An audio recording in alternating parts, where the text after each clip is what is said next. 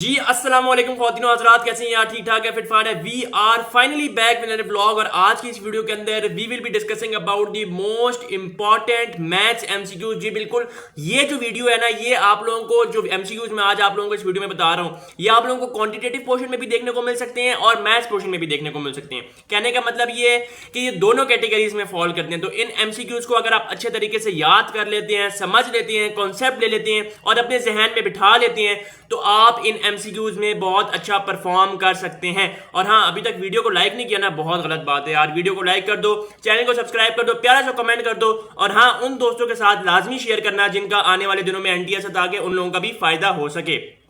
तो चलते हैं जी लैपटॉप की स्क्रीन पे और आज की इस वीडियो में welcome to the episode 4 of the quantitative portion. और हाँ, आज मैं 2 वीडियोस लेके आ रहा हूं। अगर आप इस वीडियो पे मुझे अच्छा सपोर्ट दिखाते हैं और इस वीडियो पे मुझे अप्रिशिएट वगैरह करते हैं, तो मैं आप लोगों के लिए एक और वीडियो आज ही लेके आ जाऊंगा, जिससे आप लोगों की एनटीएस नेट की, चाहे वो एनटीएस नेट 7 है, कॉमसेट्स का टेस्ट है या एयर का टेस्ट है, आप लोगों की तैयारी फुल टिप टॉप हो जाएगी और आपको अच्छे नंबर लेने से कोई नहीं रोक सकता।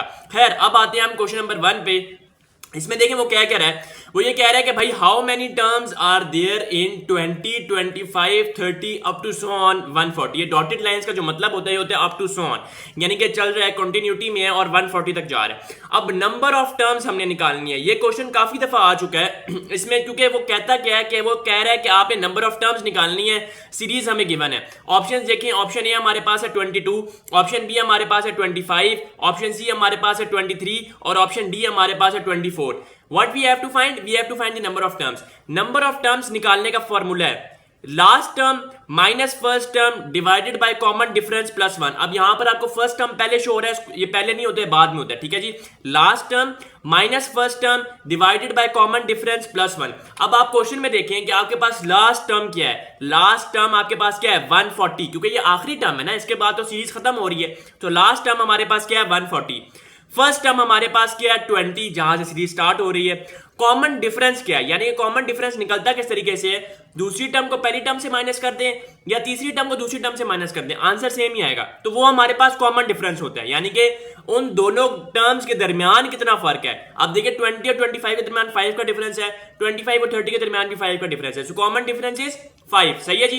फर्स्ट टर्म समझ आ गई, लास्ट टर्म भी समझ आ गई, कॉमन डिफरेंस भी समझ आ गया। सिंपल और सिंपल इस फॉर्मूले में पुट करें, you will be finding the number of terms. आपको नंबर ऑफ टर्म्स मिल जाएंगी कि कितनी नंबर ऑफ टर्म्स है इस सीरीज में, ठीक है जी।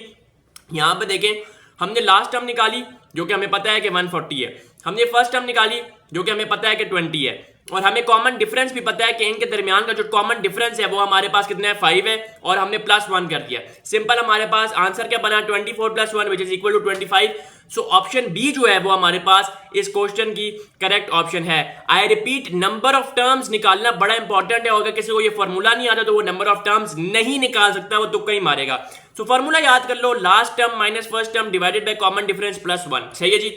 अब चलते हैं नेक्स्ट क्वेश्चन पे, क्वेश्चन नंबर 2 पे। Find the 15th term of the sequence. 15th term आपने निकालनी है। सीक्वेंस हमें गिवन है, ये एक इनफाइनाइट सीक्वेंस है क्योंकि इसका कोई एंडिंग नहीं आ रहा, अप टू सो ऑन चलता जा रहा है, ठीक है जी। और सीक्वेंस है क्या? 20, 15, 10 अप टू सो ऑन, ठीक है जी। ऑप्शंस देखें, ऑप्शन ए में वो कह रहा है -45, ऑप्शन बी में वो कह रहा है -55, ऑप्शन सी में वो कह रहा है -50 और ऑप्शन डी में वो कह रहा है 0। निकालना क्या है? 15th term. 15th टर्म, इसका फॉर्मूला होता है an is equal to a1 plus n minus 1 into d. अब आपको समझ नहीं आ रही होगी कि यहाँ पे चीजें क्या क्या है, an क्या है, a1 क्या है, n क्या है और d क्या है।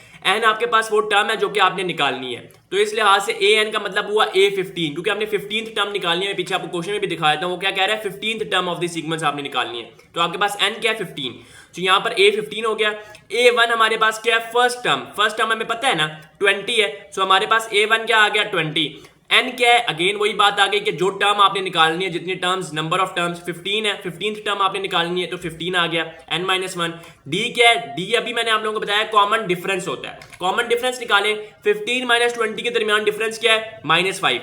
10 माइनस 15 के दरमियान जो डिफरेंस क्या है? वो भी -5 है। तो आपके पास d की वैल्यू क्या है? -5। सिंपल, जब भी आपको ये कहा जाए कि आपने इतनी टर्म निकालनी है, 15th टर्म निकालनी है सीक्वेंस की, तो फॉर्मूला क्या है? an is equal to a1 plus n minus 1 into D.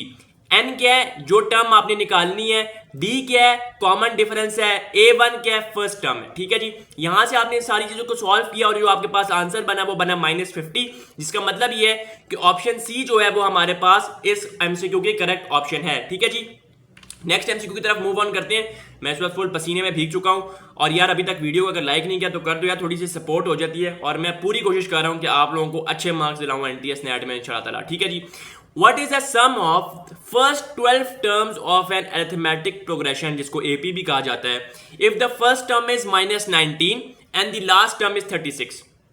देखिए वो क्या कह रहा है, वो कह रहा है आपने सम ऑफ फर्स्ट 12 टर्म्स यानी कि सम ऑफ पहली 12 टर्म्स का आपने सम निकालना है एपी में।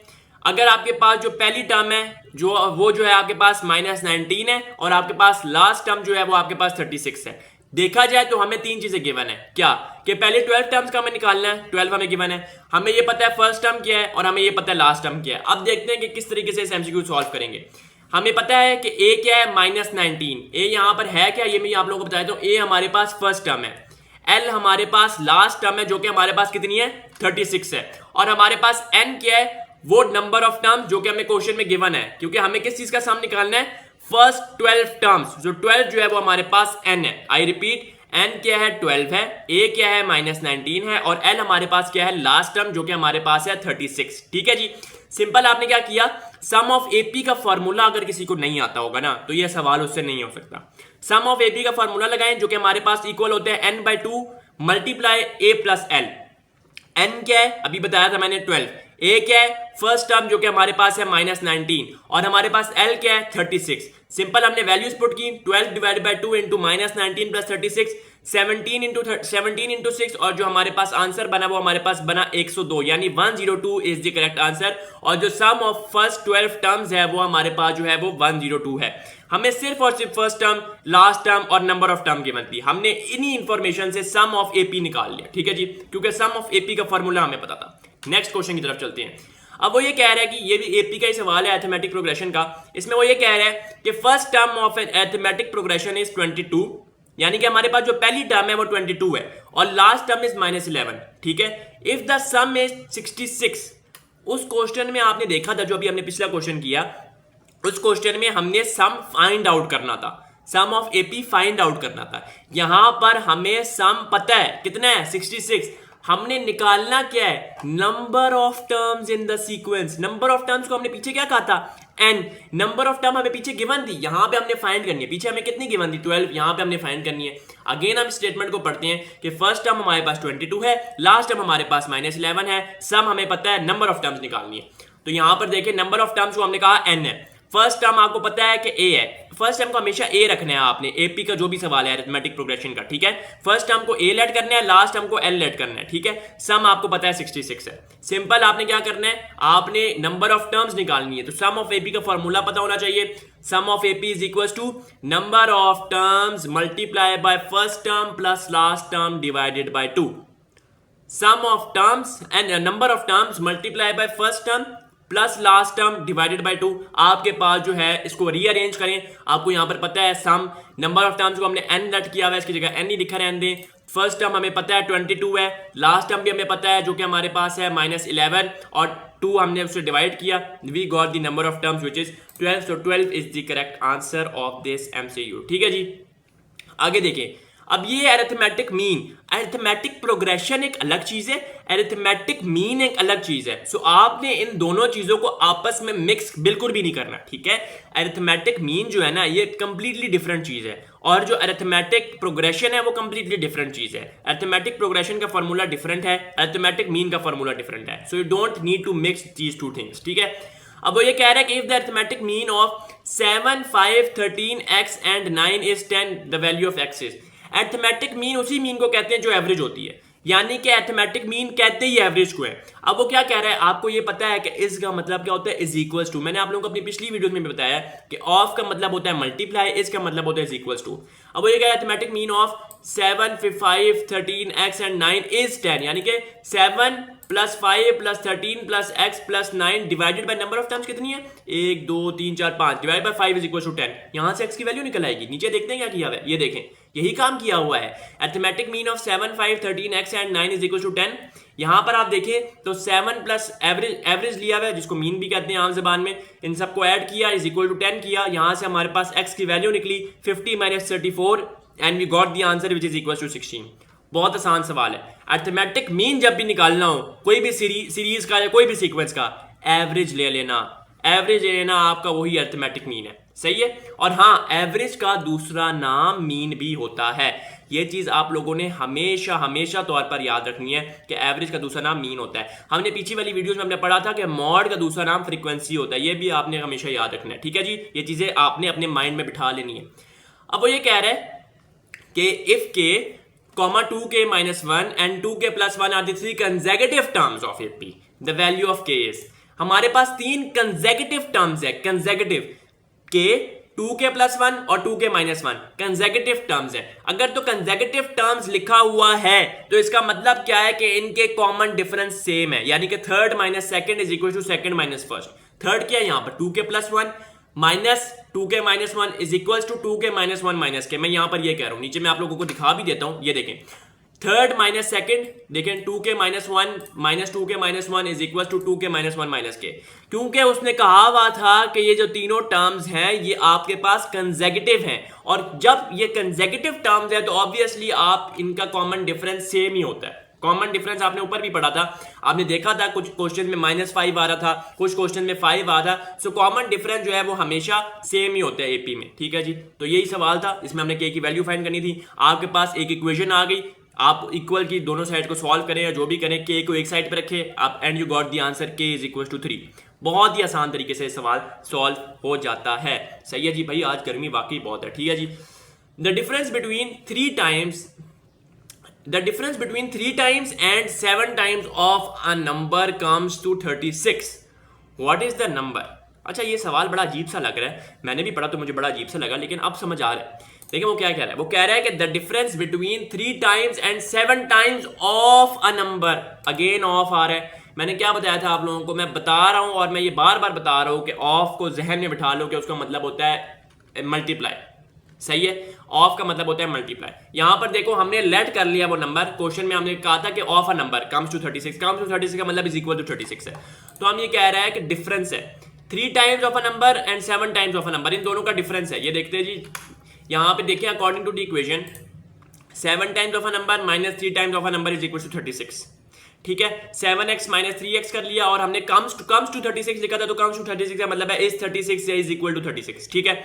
यहां पर हमने ये काम किया 7x minus 3x is equal to 36 लिख लिया, सही है। उसके अलावा हमने 4x इक्वल टू 36 किया और हमारे पास x की वैल्यू आ गई जो कि हमारे पास इक्वल है 9 के। इसका मतलब है कि जो हमारे पास आंसर है वो 9 है, 9 is the correct option of this answer, ठीक है जी। अब आगे देखें, ये बड़ा इंपॉर्टेंट एमसीक्यू है, ये काफी दफा रिपीट हो चुका है, नेट 2023 में भी आया है और जनवरी नेट 2024 में भी आया है। 3/5 of a number is equal to 70% of another number. यहां पे अभी आप रुक जाए, देखें 3/5 of a number is equal to 70% of another number, यानी कि 2 नंबर्स हैं अलग अलग। पहले नंबर को x कंसिडर कर लो, दूसरे नंबर को y कंसिडर कर लो। यहां से इक्वेशन क्या बनी, पहले इक्वेशन निकालो फिर आगे जाना। 3/5 ऑफ अ नंबर का मतलब है 3/5 ऑफ अ नंबर मतलब x, 3/5 into x is equal का मतलब equals to 70% of another number, मतलब कि is equal to 70% multiply by y कर लो, क्योंकि 2 अलग अलग नंबर है ना, अनदर की बात हो गई है, तो 70% ऑफ y कर लो, सही है। What is the ratio between the first and the second number, ratio निकालनी है। आपको समझ आ गई, x और y हमने 2 नंबर्स लेट किए। पहले नंबर क्या था 3/5 ऑफ अ नंबर है, तो 3/5 इंटू एक्स किया is equal to 70% of y कर दिया। देखें जी, x इंटू 3/5 यानी कि 3/5x is equal to 70% of y। 70% को आप क्या लिख सकते हैं, परसेंटेज को खत्म करना है तो 70 डिवाइडेड बाय 100 इंटू वाई लिख दें। अब यहां पर क्या करें, x डिवाइडेड बाय y को एक साइड पर रखें, बाकी सारी चीजों को इज इक्वल टू क्या उस साइड पर, जैसे कि हम लेके गए 70 multiply bye 5 divided by 100 divided by 3 7 divided by 6।